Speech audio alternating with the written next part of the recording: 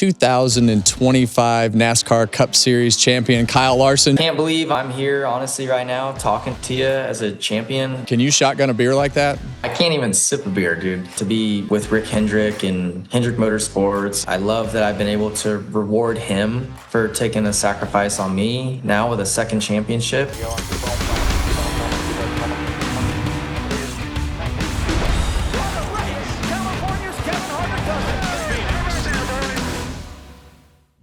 Welcome to Kevin Harvick's Happy Hour, presented by NASCAR on Fox, and we are delighted to have our 2025 NASCAR Cup Series champion, Kyle Larson, joining us. Congrats, Kyle! What a day!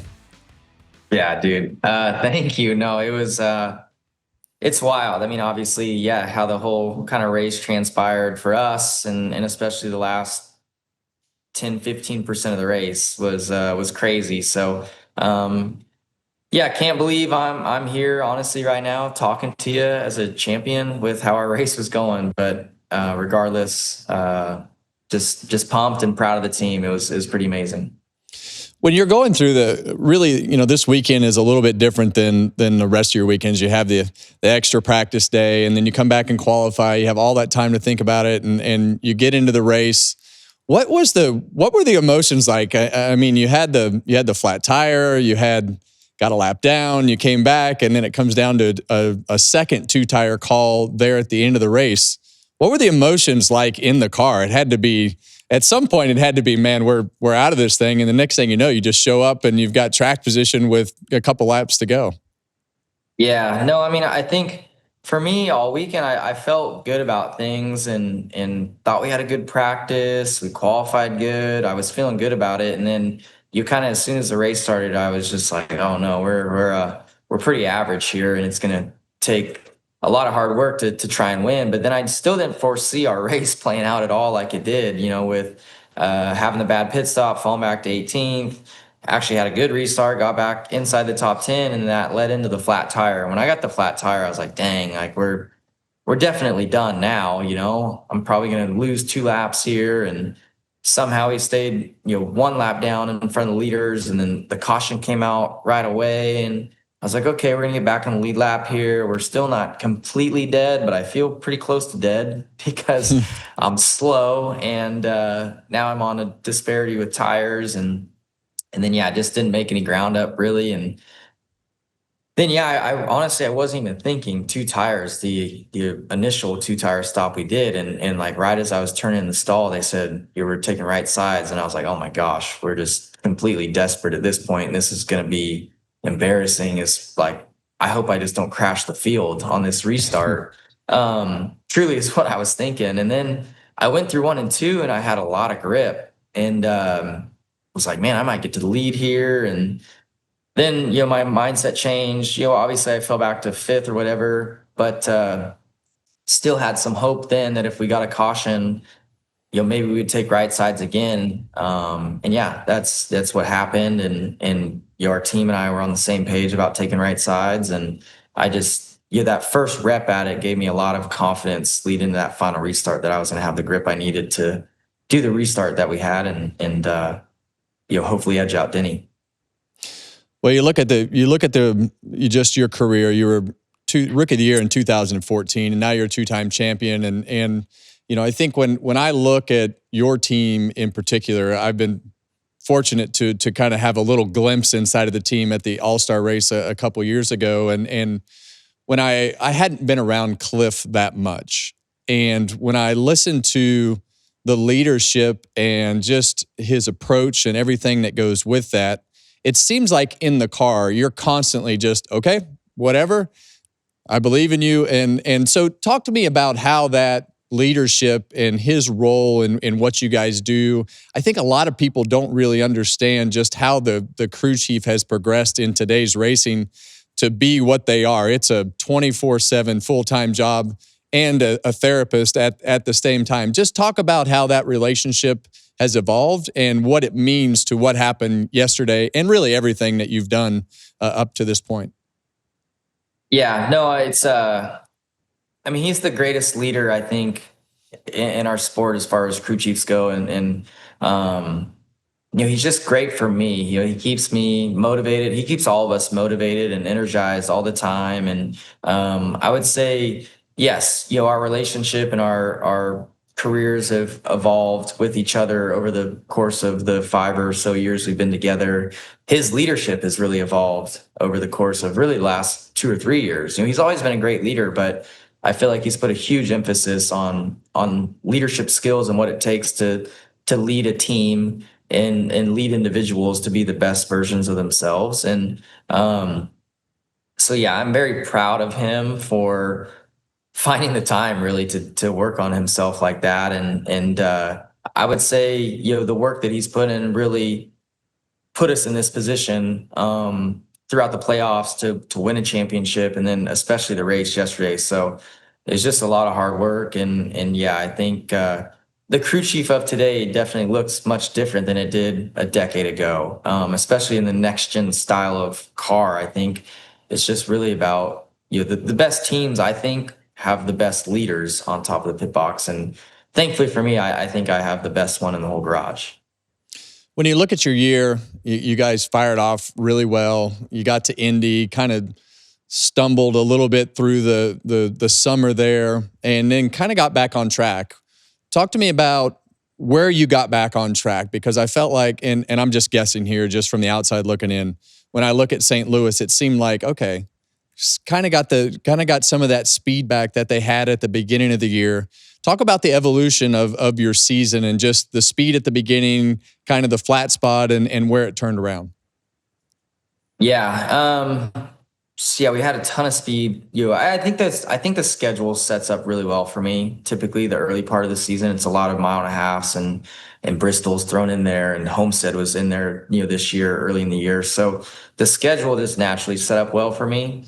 And then, but then, yeah, I had the double stuff, and just my confidence got down, and then tied in with, I think, our car, performance kind of taking a slight dip.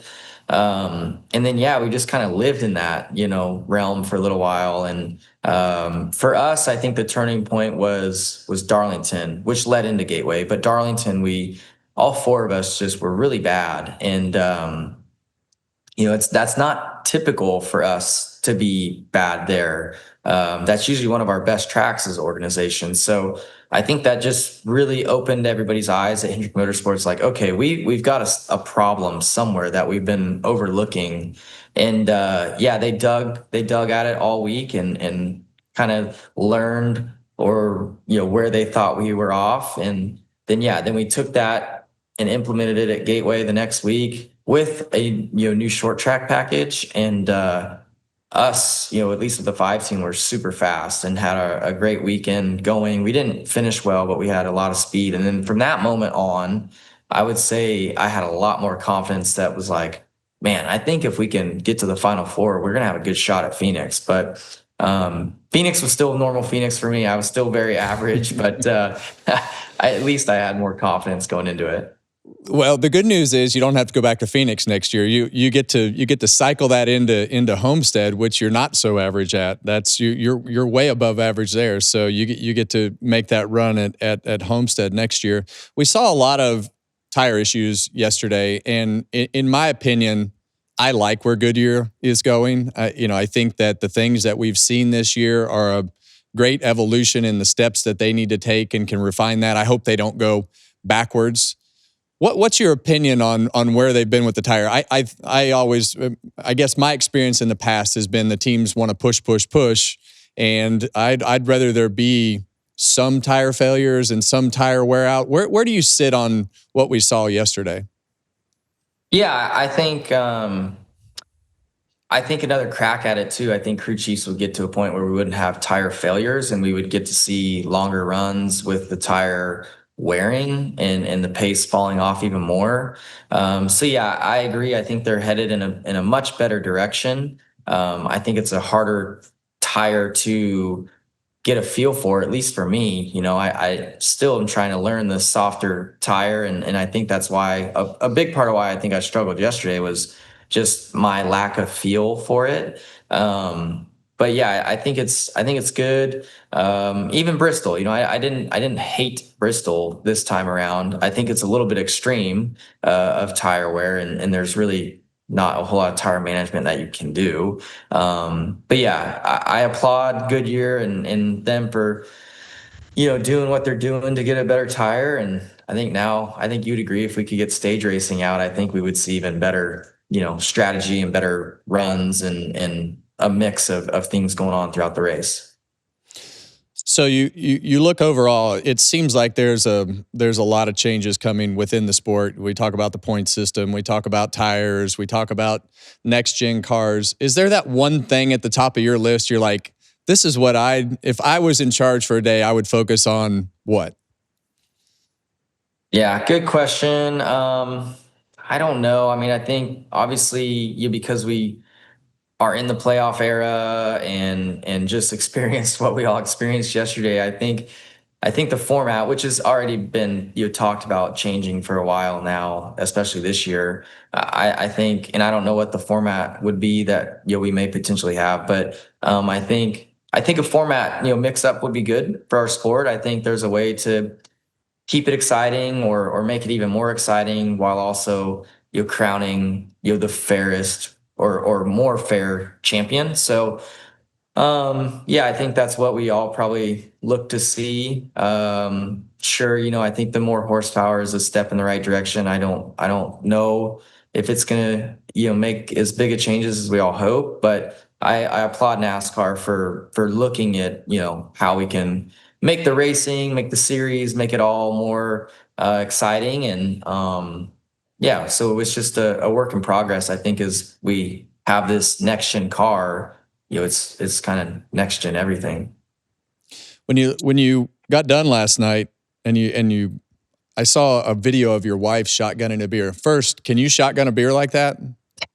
No, I can't even sip a beer, dude. I struggle. I don't like beer at all. Well, she's definitely good at it. How was the celebration last night? Did you guys have anything fun? No, we had a good time. Cliff stayed out of the ER this year, so that was good. That's a plus. Yeah, yeah, but no, it was good. It was. I mean, you've won a championship, and you won yours on the East Coast, so man, it was probably super late when you got done. But yeah, you know how long it takes, so it's gosh, probably twice as long as the race is the post race stuff. So yeah, by the time we got out of there, I think it was like 10:30, and got to the house we're staying in and showered, got some In-N-Out burger, and headed straight for Old Town Scottsdale. So it was good. It was more than just the 5 team was out there. All the champions actually ended up being out. So Jesse Love was out there, Corey Heim, even Connor Zilic, even Denny. Denny came out too. So that was really cool. And yeah, some people from NASCAR. So it was a good group, and everybody had a good time. Well, I remember pieces of my NASCAR Cup celebration, and I had a Budweiser sponsorship at that time, so there were 80 cases of beer in Victory Lane. So, as you can imagine, that was definitely a different celebration. When you look at everything that you manage, this is the part that always intrigues me about you. You have sprint cars, you have IndyCar, you have NASCAR. What do you do at the beginning of the year? Do you sit down and say, okay, here's where I'm going to race around my Cup schedule? Do you have a certain number of races that you want to race? How do you plan your schedule? Because it's as intense a schedule as you could possibly put together. Yeah, it is. And then you also got to factor in like my kids' schedule too. So I try to get to those when I can. So I'm at the racetrack a lot, but yeah, I really enjoy, the off season when obviously NASCAR's put their schedule out, but when they start getting these dirt racing schedules out, I get a whole spreadsheet going of, all the races I could run throughout the year, which is usually over 100. And then I kind of start weeding some out and whatnot. But I'll be honest, the last couple of years I've probably done too much, and I do get a little bit burnt out in the summer. So I'll probably try to dial it back a little bit the best I can. But it's also tough because I want to compete at a high level in everything I do. And there's a lot of big sprint car races that I can run throughout the year, and I want to be prepared for those. So it's like a fine a hard balance of, how much I compete so we can get our car better and stay competitive with those guys and fresh, and also not taking focus away from the NASCAR side of things. So, and then also balancing the family. So it's tough, but I'll probably tweak my schedule a little bit next year, but still you'll get in 30 sprint car races, which is a lot, but maybe, not 50 that I have on my schedule before the season starts. Well, the good news is they changed the limit of races for the Xfinity or whatever it's called next year. I'll call it the Grand National Series and the truck, so you can do more at the same racetrack instead of having to go somewhere else.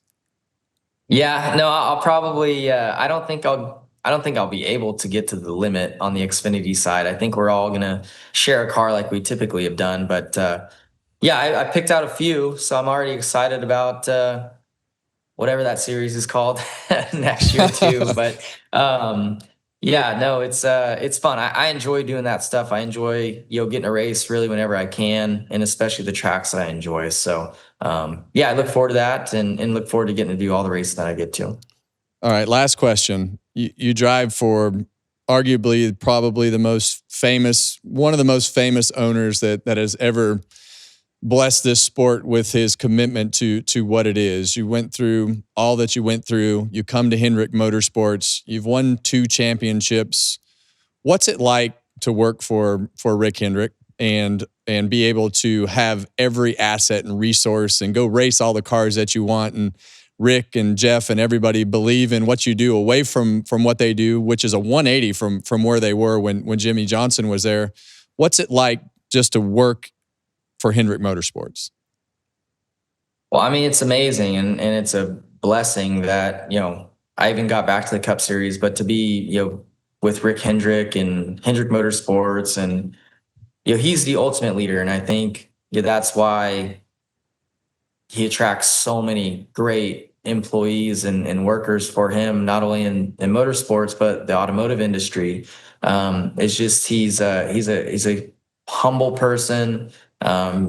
You always feel like he cares a lot about you, and I appreciate that and love that. And yeah, he gives you all the resources that you need to do the best possible job you can. And he's implemented the right people in all the right places, and he's just built the ultimate empire. So I have loved my time there. I love that I've been able to reward him for taking a sacrifice on me now with a second championship, and to hang another banner there with all the history and legacy that they've had at Hendrick Motorsports is amazing. So yeah, I've loved my time there, and I hope to retire someday down the road at Hendrick Motorsports with a lot more wins and championships. But yeah, right now to this point, it's just been a dream come true, and I'm so grateful and thankful.